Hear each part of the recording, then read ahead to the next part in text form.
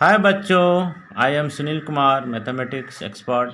तुम्हारे लिए आज है जो क्लास 10th का चैप्टर नंबर 1 से एक्सरसाइज 1.3 का कुछ इम्पोर्टेंट्स पॉइंट मैं बताऊंगा। तो सबसे पहले इसमें आप लोग को जानना है रेशनल किसको कहते हैं, इरेशनल नंबर किसको कहते हैं, और इसी से रिलेटेड हमारा कुछ प्रूफ करने के लिए इस एक्सरसाइज में दिया है। तो सबसे पहले रेशनल नंबर आप लोग बच्चा क्लास में ही पढ़ा होगा। रेशनल नंबर किसको कहते हैं? तो रेशनल नंबर उस नंबर को कहते हैं जो p/q के फॉर्म में हो और जहां q is not equal to 0। ये 0 नहीं होना चाहिए। यदि ये 0 हो गया तो p/0 मतलब क्या हो गया? यदि हम इसको p/0 कर दिए तो ये अनडिफाइंड हो गया, मतलब इसका कोई डिफिनीशन नहीं है। तो ऐसा नहीं होना चाहिए। तो हमको तो रेशनल नंबर जानना है। तो रेशनल नंबर हमेशा p/q के फॉर्म में होता है, जो q जो है वो नॉन जीरो होना चाहिए, वो जीरो नहीं होना चाहिए। नॉट इक्वल टू 0 मतलब वो नॉन जीरो है। तो ऐसे फॉर्म में यदि रहेगा तो उसको हम रेशनल नंबर कहेंगे। और जो रेशनल नहीं है वो इरेशनल कहलाता है। तो इरेशनल किसको कहेंगे? Irrational number. इरेशनल नंबर किसे कहेंगे? तो जो नंबर p/q के फॉर्म में है लेकिन p और q दोनों का दोनों इंटीजर है। p और q क्या है? दोनों इंटीजर है। And q is not equal to 0 हो, है ना। यानी इसको हम यदि p/q के फॉर्म में एक्सप्रेस नहीं कर सकते हैं या p/q के फॉर्म में नहीं है जिसमें q is not equal to 0, ऐसा यदि नहीं है तो रेशनल नंबर। यदि ऐसा हो जाता है तो रेशनल नंबर, नहीं है तो इरेशनल नंबर है। यानी इसका डिफिनीशन क्या होगा? Irrational number. यानी सीधा सिंपल में बोले जो रेशनल नहीं है वो इरेशनल कहलाएगा। यानी इसको लिख सकते हैं, it can not be express in the form p/q where जहाँ q is not equal to 0। जहाँ q नॉट, यदि इस फॉर्म में नहीं है तो उसको कहेंगे हम रेशनल, इरेशनल। अब ये तो समझ गए। कुछ एग्जाम्पल भी देते हैं। जैसे एग्जाम्पल के लिए p क्या होना चाहिए? p जो होगा वो हमारा प्राइम नंबर होना चाहिए। क्या होना चाहिए? p जो है इरेशनल के लिए मैं बता रहा हूँ, प्राइम नंबर है ना। प्राइम नंबर यदि होगा तो प्राइम नंबर, और क्या होना चाहिए? जैसे ये हमारा रूट p इस तरह के फॉर्म में हो, ठीक है ना। तो p क्या है? प्राइम नंबर है। तो रूट प्राइम नंबर कौन आया? 2 आया। और कौन आया? 3 आया। और कौन आया? इसी तरह से हमारा जो भी वैल्यू आएगा, 3 के बाद आ गया 5 आ गया, 7 आ गया, है ना, 11 आ गया। यानी प्राइम नंबर होना चाहिए जिसका कोई डिविजिबल नहीं है। तो वो सब जैसे 2, 3, 5, 7, 11, और इसमें पाई भी आता है, ये भी हमारा इरेशनल नंबर माना जाता है, ठीक है ना। और बहुत सारे नंबर हैं जो ये सब हमारा इरेशनल कहलाते हैं। दशमलव में भी आता है जो रिपीट नहीं हो रहा है। दशमलव के बाद वाला नंबर रिपीट नहीं होना चाहिए। जैसे कहने का मतलब है 0.01 लिख दिए और ये 0 लिखे, फिर 1 आया, फिर 00 आ गया, 1 आया, फिर 000 आ गया, फिर 1 आया। देखो इसमें रिपीट नहीं होना। दशमलव के बाद नंबर जो है वो रिपीट नहीं हो रहा है। यदि रिपीट होता तो रेशनल हो जाता, और रिपीट नहीं हो रहा है तो इरेशनल। इस तरह से और भी नंबर इसमें आएंगे, तो ये सब भी हमारा इरेशनल कहलाएगा। यहाँ पर 0 रिपीट करें, उसी तरह से और कोई भी नंबर लिखते, जैसे यहाँ पर 1 लिखते, 0 लिखते, फिर 2 1 लिखते, फिर 0 लिखते, फिर 3 1 लिखते, फिर 0 लिखते, फिर 4 1 लिख देते, फिर 0। तो इसमें क्या देख रहे हैं? रिपीट नहीं हो रहा है। कोई भी नंबर ऐसा नहीं कह सकते कि रिपीट हो रहा है। तो इस तरह के नंबर यदि आते हैं तो ये भी इरेशनल कहलाता है। तो आई होप है जो रेशनल और इरेशनल आप समझ गए हैं। तो p क्या होना चाहिए? प्राइम नंबर होगा, और यदि प्राइम नंबर होगा और उसका रूट में होगा तो देखो गाइस, इस तरह के नंबर को हम लोग कहते हैं प्राइम नंबर। कुछ और इसके हमारे बारे में इसके नोट्स जानना है तो और भी बहुत सारे पॉइंट्स हैं। जैसे लेट मान लीजिए कि पी जो है वो प्राइम नंबर है, ठीक है। यदि पी प्राइम नंबर है तो अब जैसे एग्जांपल में समझो कि जैसे हमने √2 लिख दिया, इसके यही 2 है, पी के जगह पर 2 है, इसका हमने वैल्यू ए रख लिया। यदि दोनों साइड इसका स्क्वायर करते हैं तो क्या हो जाएगा, ये √2 का होल स्क्वायर हो गया बराबर इधर भी स्क्वायर, तो ये स्क्वायर के कारण तो ये रूट हट गया तो 2 हो गया। इसका मतलब क्या हुआ, इसका मतलब है जो ये जो 2 है इसको डिवाइड्स करता है। 2 क्या है, ए स्क्वायर को डिवाइड्स करता है। तो जब 2 ए स्क्वायर को डिवाइड्स करता है तो 2 इसका मतलब ए को भी डिवाइड करेगा, कर सकता है कि नहीं। जब स्क्वायर को डिवाइड कर सकता है तो 2 है जो ए को भी डिवाइड करेगा। तो कहने का मतलब पी यदि प्राइम नंबर है तो पी क्या करेगा, पी डिवाइड ए स्क्वायर। पी जो है क्या करेगा, तो हम लिख सकते हैं देन पी है जो ए स्क्वायर को डिवाइड करेगा, है ना। तो देन पी क्या करेगा, पी डिवाइड्स ए को भी डिवाइड करेगा ऑल्सो, इसलिए पी डिवाइड ए ऑल्सो। ये लेट कर दो तो अच्छा, दोनों जगह let P is prime number. तो लेट मान लिए कि पी है जो डिवाइड करता है ए स्क्वायर को। यदि 2 है जो ए स्क्वायर को डिवाइड करता है तो 2 है जो ए को भी डिवाइड करेगा। तो उसी तरह से पी यदि डिवाइड ए स्क्वायर को करता है तो पी है जो ए को भी डिवाइड करेगा। इसका ज़रूरत आएगा जब हम एक्सरसाइज में जाएंगे, तो ये समझ गया होगा। और उसके बाद इसका में सम मतलब क्या होता है, सम या सब्ट्रैक्शन जो हम लोग पढ़ते हैं, सब्ट्रैक्शन। तो सम मतलब जैसे हमने √2 लिख दिया और उसमें हम √3 लिख दिया, तो ये दोनों सम हो गए। यानी रेशनल और दोनों इरेशनल है, दोनों इरेशनल को भी जोड़ दिए तो इरेशनल होगा। लेकिन यदि एक हम रेशनल लिए और एक हम जो रेशनल लेंगे, एक रेशनल और एक इरेशनल, तो इरेशनल है और इरेशनल, ये दोनों को जोड़ दिए तो भी हमारा इरेशनल ही आएगा। तो इसको क्या कहेंगे, इरेशनल हो। यानी sum of rational number and irrational number का सम जो होगा वो भी इरेशनल नंबर ही होगा, ठीक है।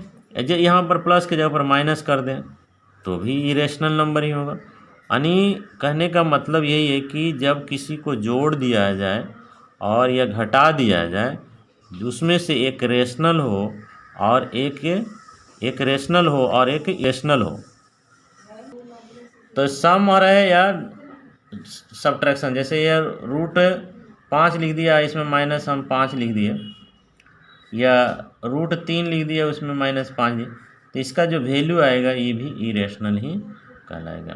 तो आई होप ये क्लियर होगा। यानी सम रहे या प्लस रहे या माइनस रहे, कुछ भी रहे, यहाँ प्लस कर दो या माइनस कर दो।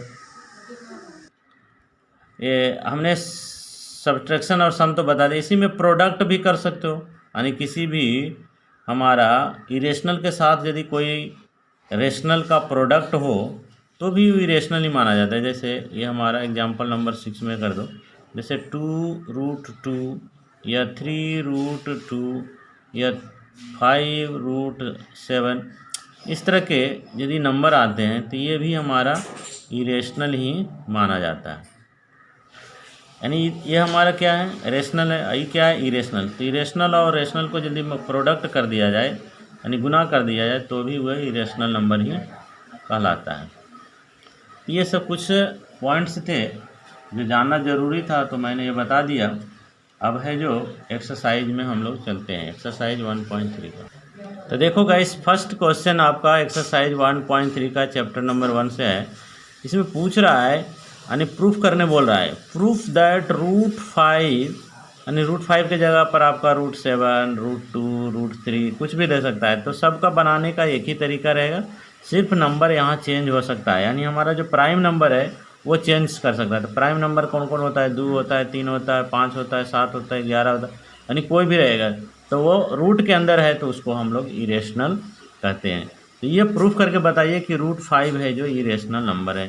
तो ऐसा यदि क्वेश्चन रहे तो इसको मान लीजिए कि ये रेशनल नहीं है। तो रेशनल नहीं है तो इसका मतलब क्या है, इरेशनल नहीं है तो रेशनल है। तो इसीलिए ऐसा प्रश्न रहे तो उसको उल्टा मानिए और उल्टा मान करके इसको प्रूफ करेंगे। चलो भाई सॉल्यूशन है इसका, तो प्रूफ करते हैं। तो लिखेंगे लेट अस एज्यूम दैट, मान लिए कि √5 इज रेशनल, क्योंकि हमको जो प्रूफ करने का रहा है उसका हम उल्टा मान कर चलते हैं।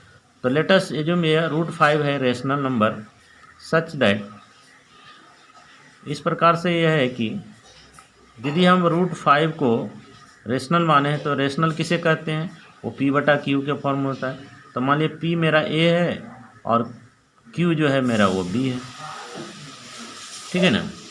तो इस प्रकार से कि √5 जो है P/Q के रूप में होगा। तो ये हमारा P का जगह पर A है, B जो है हमारा Q के जगह पर है। तो इसका मतलब P यानी A और B क्या हुआ, A B क्या होगा। यदि ऐसा कंडीशन आ जाए तो A और B क्या होगा, इसका मतलब A जो है वो भी उसका कोई फैक्टर नहीं होगा, B भी है उसका भी कोई फैक्टर नहीं होगा। जिसका कोई फैक्टर नहीं हो उसको हम लोग को फैक्टर कहते हैं। यहाँ लिखेंगे वेयर A एंड B क्या होगा, और को प्राइम। ये को प्राइम है, को प्राइम मतलब इसका कोई फैक्टर नहीं है तो उसको हम लोग को प्राइम कहते हैं। को प्राइम का मतलब इसका हमारा जब भी HCF निकालेंगे तो इसका कितना हुआ, कोई फैक्टर नहीं, मतलब कि जिसका कोई फैक्टर नहीं होता उसका HCF 1 होता है। तो ऐसे ही लिखना, इसमें लिखना है जैसे 2 है या नीचे में 3 है कुछ भी। तो हमारा इसको रेशनल मान के बना रहे हैं, ये ध्यान रहना चाहिए।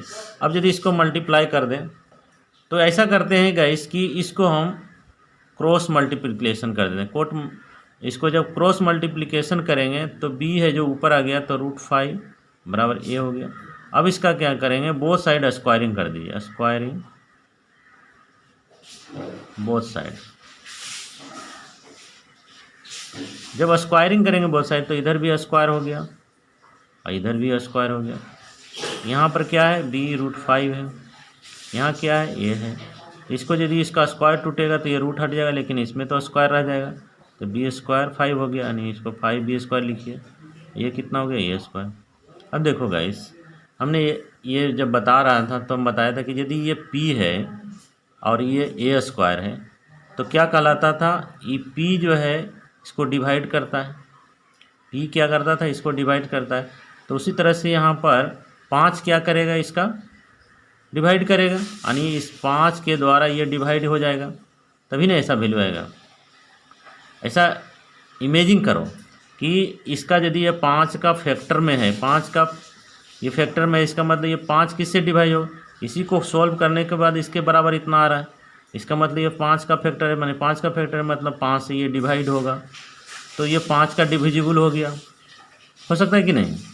तो यहाँ लिखेंगे उसी तरह से, क्या लिखेंगे, A² इज डिविजिबल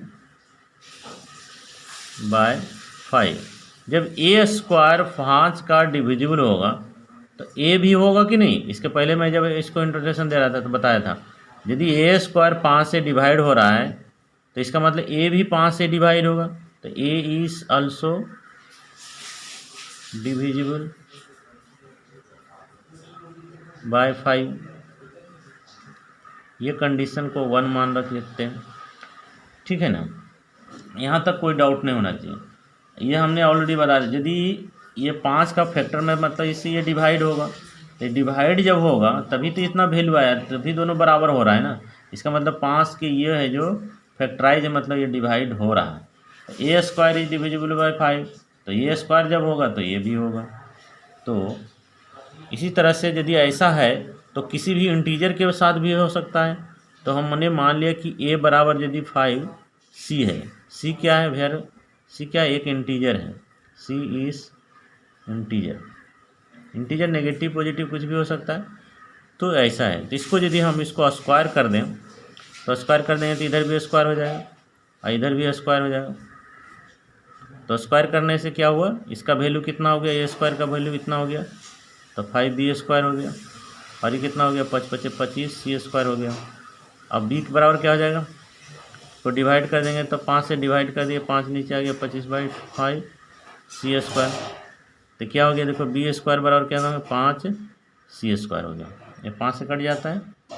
देखो वो यही सेम कंडीशन, ये कंडीशन जो है सेम यहाँ पर मेरा आया था, ये देखो इसमें सेम कंडीशन आया था ना। इसमें क्या देखें कि यदि 5 जो है फैक्टर है बी स्क्वायर का, मतलब कि 5 से ये डिविजिबल है, तो सेम यहाँ पर फैक्टर सी का ये है, इसका मतलब बी स्क्वायर भी 5 से डिविजिबल होगा, 5 से ये क्या होगा, डिविजिबल होगा। तो यहाँ पर लिखेंगे, इसका मतलब हो गया B square is divisible by 5, ये भी 5 का डिविजिबल होगा। तो जब बी स्क्वायर जब 5 का डिविजिबल हुआ तो ए बी भी होगा, सिर्फ बी स्क्वायर है तो बी भी होगा, B is divisible by 5 also. ये हमारा कंडीशन 2 मान लो। यदि ऐसा कंडीशन 1 और 2 से हम देख रहे हैं, फ्रॉम 1 एंड 2, 1 और 2 में जब देख रहे हैं कि b जो है वो 5 का डिविजिबल है, इसमें भी देख रहे हैं कि a जो है वो भी 5 का डिविजिबल है, लेकिन हमने ऊपर में क्या लिखा, a and b are the coprime है। को प्राइम माने यह किसी से डिवाइड नहीं हो रहा है, यानी किसी से ये फैक्टराइज नहीं हो रहा है, तो ना डिवाइड हो रहा है ना फैक्टराइज हो रहा है। तो फिर यहाँ ये कंडीशन कैसे आ गया, b जो है 5 का डिविजिबल हो गया, ये भी 5 का डिविजिबल, इसका मतलब ये हमारा को प्राइम है। यहाँ बोल रहा है कि ये डिविजिबल है, इसका मतलब ये दोनों का कॉमन 5 हो जा रहा है। तो जब कॉमन दोनों के लिए 5 हो जाएगा तो हम उसको कैसे को प्राइम कहेंगे, कोई प्राइम नहीं कर सकते हैं ना। तो ये हमारा जो मानना जो है, एज्यूम जो हमने किया, ये हमारा गलत है इसका मतलब। तो क्या हुआ, फ्रॉम 1 एंड 2 से क्या हो गया, हमको क्या मिलेगा, वी गेट, क्या प्राप्त होगा, ए एंड बी का कॉमन क्या होगा, हैविंग कॉमन फैक्टर 5 होगा, दोनों के लिए कॉमन फैक्टर 5 हो गया। तो यहाँ पर को प्राइम बोल रहा है, यहाँ पर इसका कॉमन आ जा रहा है, तो दोनों हम लोग का जो है कंट्राडिक्शन जो है चेंज हो रहा है, मतलब दोनों में उल्टा हो रहा है, मान रहे तो उसका कुछ उल्टा आ रहा है। तो ऐसा तो नहीं होना चाहिए, जब इसको हम को प्राइम मान के चले तो इधर ही को प्राइम आना चाहिए था, लेकिन ये तो फैक्टर में आ गया। तो यहाँ लिखेंगे दिस ट्राडिक्शन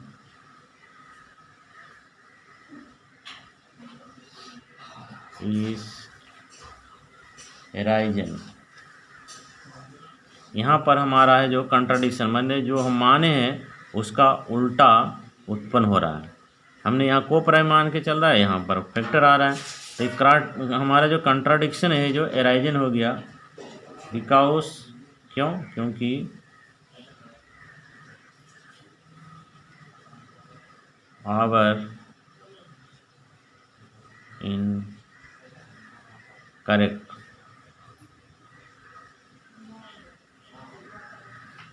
एज्यूम्पशन, यानी जो हम माने हैं वो इसका मतलब गलत है, वो एज्यूम्पशन मेरा मिस्टेक है। सो या hence we can say that, तो हम कह सकते हैं कि √5 इज इरेशनल। प्रूफ, ये हमारा प्रूफ हो गया। तो आई होप क्वेश्चन है जो 1 कंप्लीट हो। इसी तरह से आपको कोई भी क्वेश्चन दे सकता है, √3 का, √5, सेम इसी तरह से बनाइए। बहुत सिंपल क्वेश्चन है, ज़्यादा नहीं, सिंपल वर्ड में लिखिए, इसका आंसर मिल जाएगा। ठीक है, तो मैं नेक्स्ट वीडियो में मिलता हूँ।